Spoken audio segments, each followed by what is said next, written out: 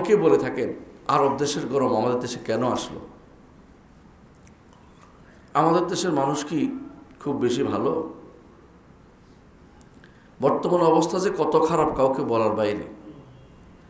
একটা সময় ছিল মানুষ কম জানতো, কিন্তু গুনার পাল্লা এত ভারী ছিল না।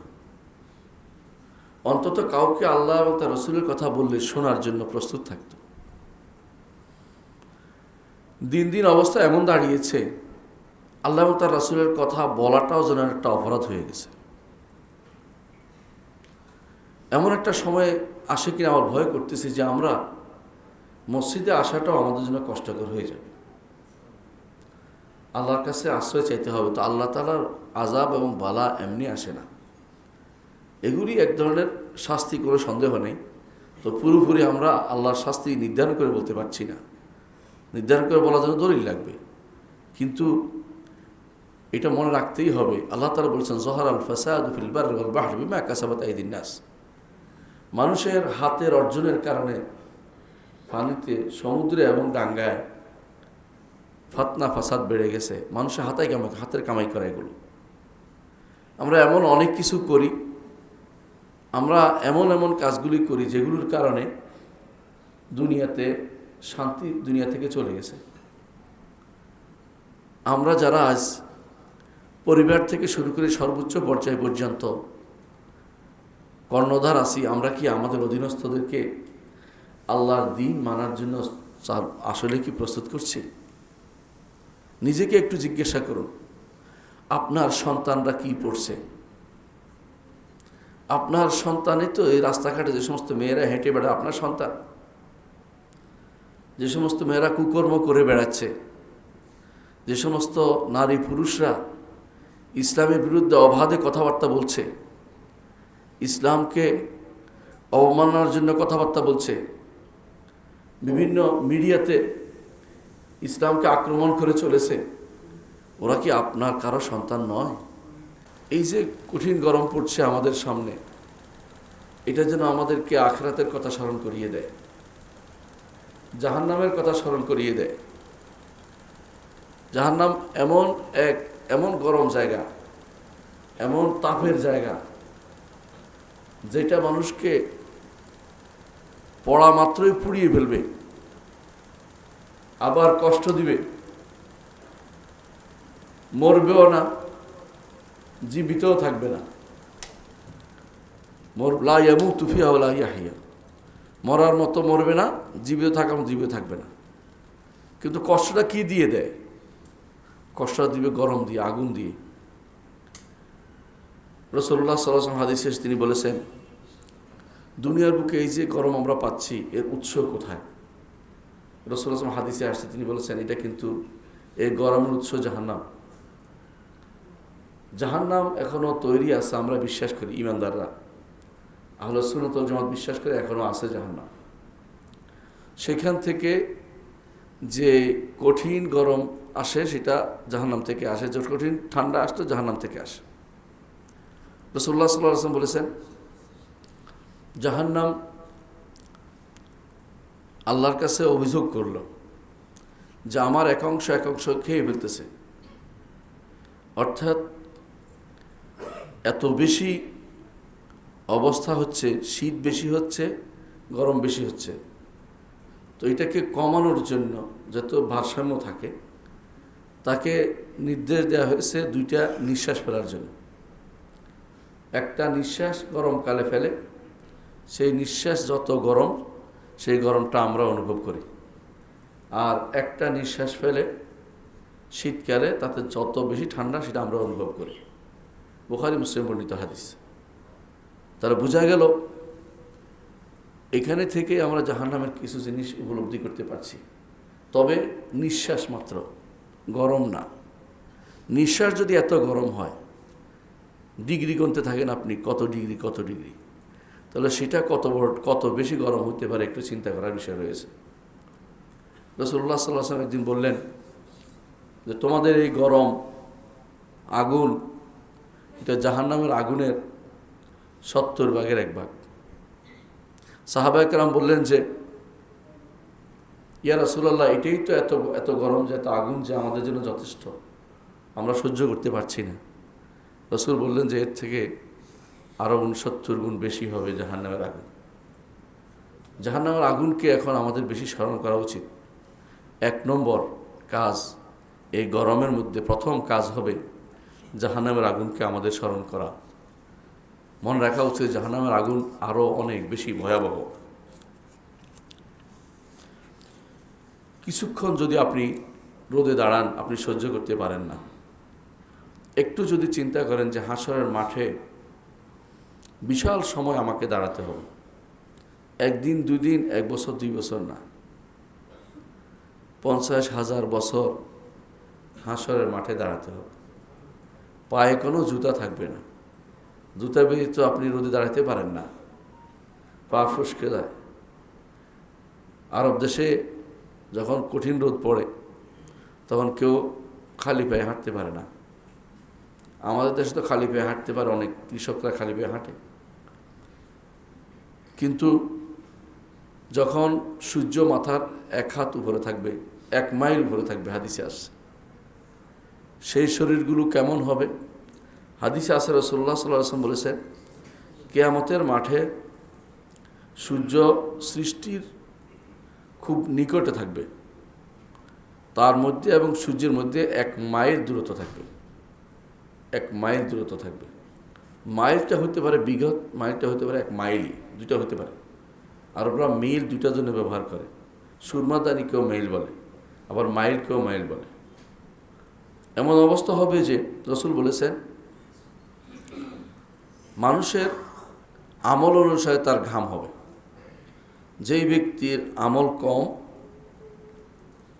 তার আমল খারাপ, তার পায়ের গোড়ালি পর্যন্ত হবে। যার এর চেয়ে বেশি কম, তার হাঁটু পর্যন্ত হবে। তার আরও কম, কোমর পর্যন্ত ঘাম উঠতে থাকবে। এমনকি রাসূলুল্লাহ সাল্লাল্লাহু আলাইহি ওয়াসাল্লাম বলেছেন, এমতো অবস্থা হবে যে কারো লেগামের মতো অবস্থা হবে, অর্থাৎ ডুবু ডুবু, কেউ মুখের ভিতরে ঘাম ঢুকে যাবে। যেমন অনেকে সাঁতার কাটার সময় পানি মুখ দিয়ে ফেলে, সেরকম অবস্থা তার হবে। এই জন্য আমাদের এই অবস্থাটা বেশি বেশি স্মরণ করা দরকার, বেশি বেশি স্মরণ করা দরকার। হাসরের মাঠে কী অবস্থাটা আমাদের হবে,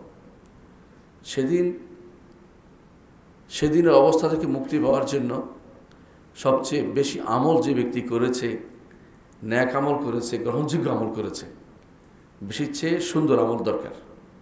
সুন্দর আমল যে ব্যক্তি করেছে তারই শুধু সেদিন কাজে লাগবে। অনেক বেশি আমল করেছেন কিন্তু আমলটা কবুল হয়নি, লাভ হবে না, গ্রহণযোগ্য হবে না।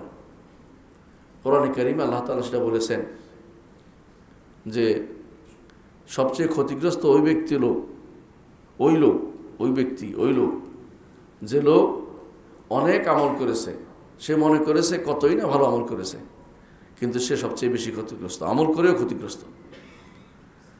আমলটা করতে হবে কোরআন এবং সুন্নাহ মোতাবেক, আর আমলটা কবুল হওয়ার জন্য আল্লাহর কাছে সবসময় ধর্ণা দিয়ে থাকতে হবে। এই 2টা কাজ দরকার, আমল কিন্তু লাগবেই। কোরআন কারীমে আল্লাহ তাআলা বলছেন, তিলকাল জান্নাতুল্লাতী উরিসতুমুহা বিমা কুনতুম তা'মালুন। তোমাদের আমলের কারণে তোমরা এই জান্নাতের ওয়ারিস হতে পেরেছ। আমল তো লাগবেই, আমল লাগবেই, কিন্তু আমল দিয়েই জান্নাতে যাবে তা নয়, আল্লাহর রহমতে জান্নাতে যাবে, কিন্তু আমল করতে হবে। শুধু রহমতের আশায় যে ব্যক্তি বসে থাকে, এটা দুরাশা। শুধু রহমতের আশা করে বসে থাকতে পারবেন না, রহমতের আশার সাথে সাথে রহমত পাওয়ার কারণগুলিও করতে হবে। যেই কারণে আল্লাহ আপনাকে রহমত করবেন সেগুলি হচ্ছে আল্লাহর নির্দেশিত পথে চলা। আল্লাহ যে নির্দেশ দিয়েছেন সেটা মেনে চলবেন, আল্লাহ যা নিষেধ করেছেন সেটা পরিত্যাগ করবেন। অনেকেই বলে থাকেন, আরব দেশের গরম আমাদের দেশে কেন আসলো? আমাদের দেশের মানুষ কি খুব বেশি ভালো? বর্তমান অবস্থা যে কত খারাপ কাউকে বলার বাইরে। একটা সময় ছিল মানুষ কম জানতো, কিন্তু গুনার পাল্লা এত ভারী ছিল না। অন্তত কাউকে আল্লাহ এবং তার রসুলের কথা বললে শোনার জন্য প্রস্তুত থাকত। দিন দিন অবস্থা এমন দাঁড়িয়েছে, আল্লাহ এবং তার রসুলের কথা বলাটাও যেন একটা অপরাধ হয়ে গেছে। এমন একটা সময় আসে কিনা আমার ভয় করতেছে যে আমরা মসজিদে আসাটাও আমাদের জন্য কষ্টকর হয়ে যাবে। আল্লাহর কাছে আশ্রয় চাইতে হবে। তো আল্লাহ তাআলার আযাব এবং বালা এমনি আসে না, এগুলি এক ধরনের শাস্তি, কোনো সন্দেহ নেই। তো পুরোপুরি আমরা আল্লাহর শাস্তি নির্ধারণ করে বলতে পারছি না, নির্ধারণ করে বলার জন্য দলিল লাগবে। কিন্তু এটা মনে রাখতেই হবে, আল্লাহ তাআলা বলেছেন যহারাল ফাসাদু ফিল বাররি ওয়াল বাহরি বিমা কাসাবাত আইদিন নাস। মানুষের হাতের অর্জনের কারণে পানিতে, সমুদ্রে এবং ডাঙ্গায় ফাতনা ফাসাদ বেড়ে গেছে। মানুষের হাতের কামাই করা এগুলো। আমরা এমন অনেক কিছু করি, আমরা এমন এমন কাজগুলি করি যেগুলোর কারণে দুনিয়াতে শান্তি দুনিয়া থেকে চলে গেছে। আমরা যারা আজ পরিবার থেকে শুরু করে সর্বোচ্চ পর্যায় পর্যন্ত কর্ণধার আছি, আমরা কি আমাদের অধীনস্থদেরকে আল্লাহর দ্বীন মানার জন্য আসলে কি প্রস্তুত করছি? নিজেকে একটু জিজ্ঞাসা করুন, আপনার সন্তানরা কি পড়ছে? আপনার সন্তানই তো এই রাস্তাঘাটে যে সমস্ত মেয়েরা হেঁটে বেড়ায় আপনার সন্তান। যে সমস্ত মেয়েরা কুকর্ম করে বেড়াচ্ছে, যে সমস্ত নারী পুরুষরা ইসলামের বিরুদ্ধে অবাধে কথাবার্তা বলছে, ইসলামকে অবমাননার জন্য কথাবার্তা বলছে, বিভিন্ন মিডিয়াতে ইসলামকে আক্রমণ করে চলেছে, ওরা কি আপনার কারো সন্তান নয়? আপনাদের পিতা নয়, ভাই নয়? ওদেরকে এ থেকে বন্ধ করার দায়িত্ব কার? আল্লাহ তাআলার আযাব যখন আসে সবার উপর দিয়ে আসে। আল্লাহর আযাব যখন আসে শুধু তাদের উপর আসে যারা অন্যায় করেছে।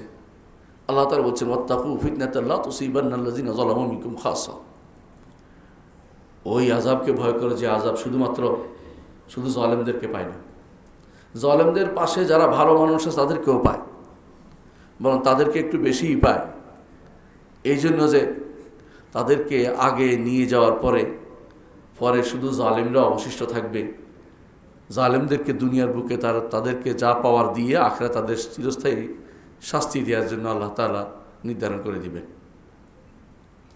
আপনার আমার উচিত আশেপাশে সমস্ত জালেম আছে এদেরকে হাত ধরা, অন্যায় কাজ থেকে বন্ধ করা, আপনার কন্যাকে দ্রুত বিয়ে দেয়া, আপনার ছেলেকে বিয়ে শাদী দিয়ে ঘরমুখী করা, এগুলি না করে যদি কোনো বিভিন্ন ক্লাবে ছেড়ে দেন, কিশোর গ্যাংয়ে ছেড়ে দেন, মেয়েদেরকে বিভিন্ন প্রদর্শনীর জন্য ছেড়ে দেন, আপনার আমার উপর আল্লাহর আযাব কিন্তু আসবেই। আপনি যতই মনে করেন না কেন, কোনো আযাব সবাইকে একসাথে মেরে ফেলে সেটা হয়তো আসবে না। আমার নবীর দোয়ার কারণে তিনি দোয়া করেছেন আমার উম্মত যেন একেবারেই শেষ না হয়ে যায় আযাব দিয়ে। কিন্তু কিছু আযাব তো আসবেন যার মাধ্যমে আপনারা নজির দেখতে পাবেন যে কিভাবে এলাকার পর এলাকা ধ্বংস হয়ে গেছে। কোরআনে কারিমে আল্লাহ তাআলা আমাদের জন্য কিছু নিদর্শন রেখে দিয়ে বলেছেন তিলকা বুয়ুতুহুম ফাতিলকা বুয়ুতুহুম খাওয়াইয়াতাম বিমা যালামু। জুলুম নির্যাতনের কারণে এই যে দেশগুলো সেগুলো খালি পড়ে আছে। কওমে আদের এলাকা, আরব দেশে এটার নাম এখন রবুল খালি, মানে 4 ভাগের 1 অংশ খালি, কিছু নেই, মরুভূমি। মৃত সাগর এলাকা যেগুলিকে সমকামিতার কারণে যেগুলো ধ্বংস করা হয়েছে, মৃত সাগর এলাকা, সেটা এখন সেখানে মাছ ছেড়ে দিলে মরে যায় সেই পানিতে। এত গজবের এলাকা আমাদের চোখের সামনে পড়ে আছে, সেখানে কেউ বসবাস করে না। ঠিক ওলাতে যেখানে সামুদের এলাকা, সেখানেও কেউ বসবাস করতে পারে না। এই সমস্ত এলাকা আমাদের চোখের সামনে আছে, কিন্তু আমরা কোনোদিন শিক্ষা নেই না। কেন শিক্ষা? আওয়ালাম ইয়াহদিলাম, আল্লাহ কোরআনে কারীম বলেছেন, আজকে সকালে আপনারা পড়েছেন আওয়ালাম ইয়াহদিলাম কামা আহলাকনা মিন ক্বাবলিহিম মিনাল কুরুন ইয়ামশুনা ফি মাসাকিনিহিম। তাদের সে সমস্ত অবস্থান দিয়ে আমরা ঘুরে বেড়াই, কিন্তু আমাদের চোখ খোলে না।